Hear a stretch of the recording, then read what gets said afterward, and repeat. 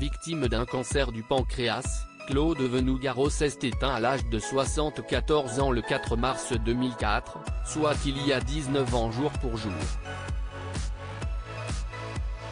Laissant alors derrière lui sa femme Hélène, une kinésithérapeute qu'il avait rencontrée en mars 1984 à La Réunion. Le coup de foudre fut immédiat entre eux, et ce malgré leur différence d'âge assez importante. On avait 32 ans d'écart, mais cela ne m'a pas effrayé.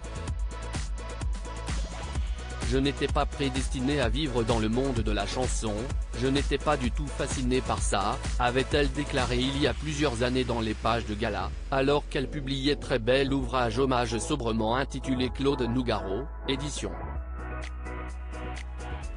Flammarion, dans lequel elle livre quelques confidences sur l'homme qui a partagé sa vie pendant 20 ans. J'ai grandi à ses côtés.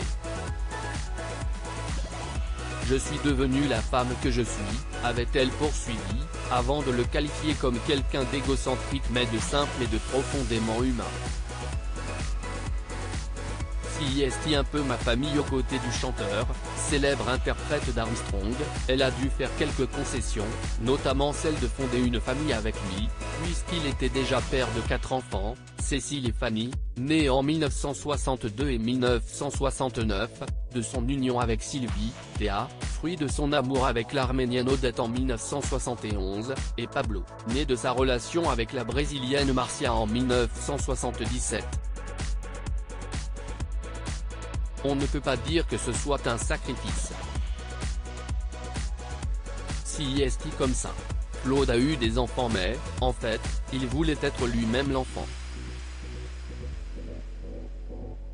Et j'ai accepté ça. Il aimait bien l'idée du couple, l'idée d'une exclusivité, avait-elle expliqué lors de cette interview accordée à nos confrères.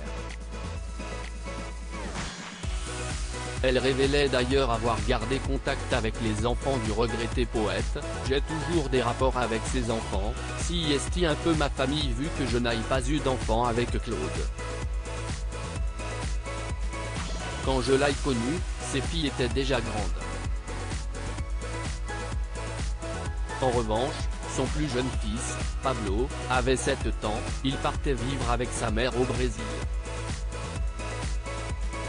Et en ce qui concerne la disparition de son célèbre amoureux, elle s'était souvenue qu'il n'avait pas peur de la mort. De touchantes confidences de la part de celle qui l'aura accompagné chaleureusement et amoureusement jusqu'à son dernier souffle.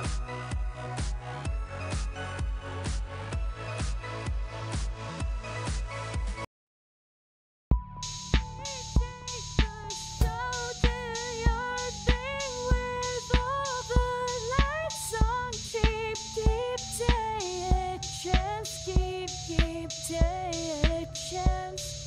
You